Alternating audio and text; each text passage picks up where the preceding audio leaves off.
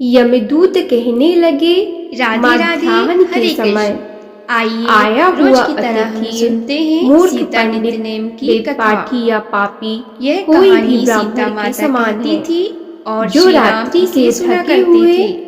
एक भूखे दिन श्री ब्राह्मण राम को भगवान अन्न को जल देता किसी है। काम के लिए बाहर जाना मध्याह्न पड़ के गया समय तो जिसके सीता घर माता आता कहने हुआ लगी अतिथि कि भगवान मेरा तो निराश 12 वर्ष नहीं का जाता, नित्यनेम है। वह स्वर्ग का अब आप वासी बाहर होता है। जाएंगे तो मैं अपनी कहानी अतिथि किसे बराबर सुनाऊंगी। कोई धन श्री राम संपत्ति ने कहा कि तुम तथा कुएं हित की नहीं पाल है। पर जाकर बैठ जाना बहुत से राजा और वहाँ जो और औरतें मुनि पानी भरने अतिथि आएंगी सत्कार उन्हें से अपनी कहानी सुना देना। ब्रह्मलोक को प्राप्त सीता हुए माता हैं, कुएं की पाल पर जाकर जो बैठ जाती एक है। समय आलस्य एक से स्त्री भी आई, उसने अतिथि रेशम को की जड़ी की भोजन साड़ी करा पहन रखी देता है, वह और सोने यम का एक घड़ा बार ले नहीं रखा देखता। था।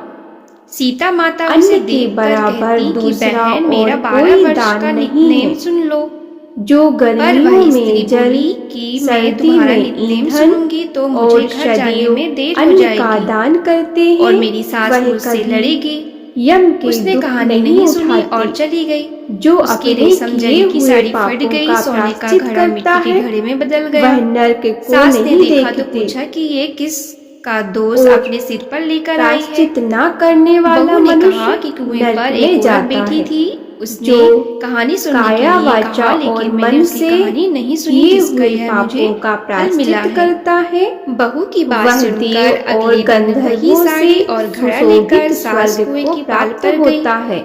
सास को वही माता सीता जो बैठी नित्य मिली ही तो व्रत माता तप सीता ने तीर्थ कहा करते कि हैं बहन और मेरी कहानी सुन ले। जितेंद्रिय है, सास वह बोली कि भयंकर एक बार यम छोड़, को मैं तो नहीं 4 देखते। बार कहानी सुन नित्य लूंगी। धर्म करने राम वाला आए, लक्ष्मण आए, दूसरे का देश के अन्न, पुजारी आए, भोजन और नित्य नेम दान का नेम लाए। त्याग दे। आओ राम, बैठो राम, नित्य तपी स्नान रसोई करने जीवो से राम, बड़े माखन बड़े मिश्री पाप का खाओ राम, नाश दूध बतासा होकर यम पियो को राम, नहीं सूत के देखता। पल का मोटो बिना राम। स्नान श्री राम जय राम, पवित्रता जय जय कैसे राम। हो सकती कहानी है? सुनकर जो सास मनुष्य बोली कि कहानी पर्व तो के बहुत समय अच्छी है। चलते सास ने स्नान कहा कि में ठीक है, जल इस में कहानी स्नान को रोज करते कहा हैं, करेंगे। वह अब बुरी सास योनि बहू नहीं रोज सवेरे पाते, उठती, ना ही नहाती नरक धोती में और जाते पूजा हैं। करने के बाद नित्य माघ मास में सीता स्नान की करने कहानी वाले कहती। मनुष्यों को एक दिन नियम उनके पूर्वक यहाँ एक तिल, पड़ोस की और औरत आई तिल और कमल बोली का कि दान बहन करना जरा सी आँच चाहिए। देना।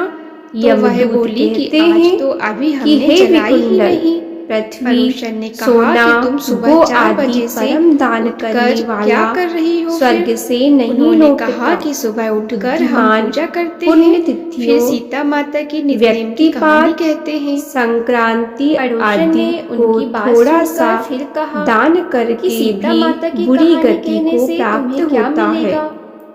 वे सत्यवादी, बोली मौन कि इनकी रहने कहानी वाला, कहने से मीठा घर में बोलने भंडार वाला, भर जाते हैं, सारे क्षमाशील, काम सिद्ध होते नीतिवान, हैं, किसी मन की की निंदा इच्छा न भी पूरी करने होती वाला, है। पड़ोसन सब कहती है कि प्राणियों पर बहन, दया ऐसी करने कहानी वाला, तो मुझे भी पराये सुना धन दो। को फिर ऋण वह के बोली समान कि ठीक समझने है, वाला तुम भी यह मनुष्य कहानी कभी सुन लो। नरक को राम नहीं आए, भोगता। लक्ष्मण आए, देश के पुजारी आए, नित्य नेम का नेम लाए।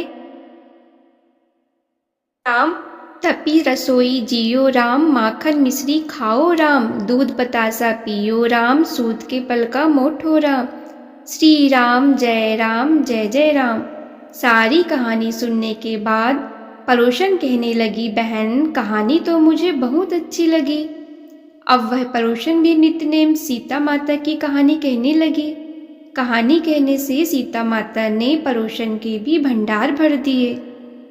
हे सीता माता, जैसे आपने उनके भंडार भरे, वैसे ही आप हमारे भी भंडार भरना, कहानी सुनने वाले के भी और कहानी कहने वाले के भी। आइए आज जानते हैं माघ मास के 10वें अध्याय के महत्व के बारे में। यमदूत कहने लगे कि हे वैश्य, एक बार भी गंगा जी में स्नान करने से मनुष्य सब पापों से छूटकर अत्यंत शुद्ध हो जाता है। जो मनुष्य गंगा जी को दूसरे तीर्थों के समान समझता है, वह अवश्य नरक में जाता है। भगवान के चरणों से उत्पन्न हुई गंगा जी के पवित्र जल को श्री शिव जी अपने मस्तक में धारण करते हैं।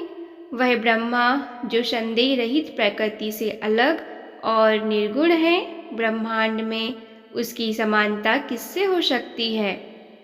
गंगा जी का नाम हजारों योजन दूर से ही लेने वाला नर्क में नहीं जाता, इसलिए मनुष्य को अवश्य गंगा जी में स्नान जरूर करना चाहिए। हरे कृष्ण। अब आप सुनेंगे लप्सी और तपसी की कथा, जो हर व्रत कथा के साथ पढ़ी और सुनी जाती है। और इसके बाद आप सुनेंगे भागवत जी की आरती। एक लप्सी था, एक तपसी था। तपसी हमेशा भगवान की तपस्या में लीन रहता था। लप्सी रोजाना सवा सेर की लप्सी बनाकर भगवान का भोग लगाकर जीम लेता था। एक दिन दोनों लड़ने लगे। तपसी बोला, मैं रोज भगवान की तपस्या करता हूँ, इसलिए मैं बड़ा हूँ। लप्सी बोला, मैं रोज भगवान को सवा सेर लप्सी का भोग लगाता हूँ, इसलिए मैं बड़ा हूँ। नारद जी वहां से गुजर रहे थे। दोनों को लड़ता देखकर उसने पूछा कि तुम क्यों लड़ रहे हो? तो तपसी ने खुद के बड़ा होने का कारण बताया और लप्सी ने अपने बड़ा होने का कारण बताया। नारद जी बोले, तुम्हारा फैसला मैं कर देता हूँ। दूसरे दिन लप्सी और तपसी नहाकर अपनी रोज की भक्ति करने आए तो नारद जी ने छुपकर 1.25 करोड़ की एक एक अंगूठी उन दोनों के आगे रख दी। तपसी की नजर जब अंगूठी पर पड़ी तो उसने चुपचाप अंगूठी उठाकर अपने पैरों के नीचे दबा ली। तपसी की नजर अंगूठी पर पड़ी लेकिन उसने ध्यान नहीं दिया। भगवान को भोग लगाकर लापसी खाने लगा। नारद जी सामने आए तो दोनों ने पूछा कि हम दोनों में से कौन बड़ा है? तो नारद जी ने तपसी से खड़ा होने को कहा। वो खड़ा हुआ तो उसके नीचे दबी अंगूठी दिखाई पड़ी। नारद जी ने तपसी से कहा, तपस्या करने के बाद भी तुम्हारी चोरी करने की आदत नहीं गई, इसलिए लप्सी बड़ा है और तुम्हें तुम्हारी तपस्या का कोई फल भी नहीं मिलेगा। तपसी शर्मिंदा होकर माफी मांगने लगा। उसने नारद जी से पूछा, मुझे मेरी तपस्या का फल कैसे मिलेगा? नारद जी ने कहा, यदि कोई गाय और कुत्ते की रोटी नहीं बनाएगा तो फल तुझे मिलेगा। यदि कोई ब्राह्मण को भोजन करवाकर दक्षिणा नहीं देगा तो फल तुझे मिलेगा। यदि कोई साड़ी के साथ ब्लाउज नहीं देगा तो फल तुझे मिलेगा।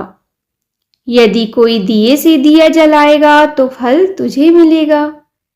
यदि कोई सारी कहानी सुने लेकिन तुम्हारी कहानी नहीं सुनेगा तो फल तुझे मिलेगा। उसी दिन से हर व्रत कथा कहानी के साथ लप्सी तपसी की यह कहानी भी सुनी और कही जाती है। पे सुने। श्रीमद् भागवत भगवान की है आरती, पापियों को पाप से है तारती। श्रीमद् भागवत भगवान की है आरती, पापियों को पाप से है तारती। ये अमर ग्रंथ ये मुक्ति पंथ, ये पंचम वेद निराला, नव ज्योति जलाने वाला।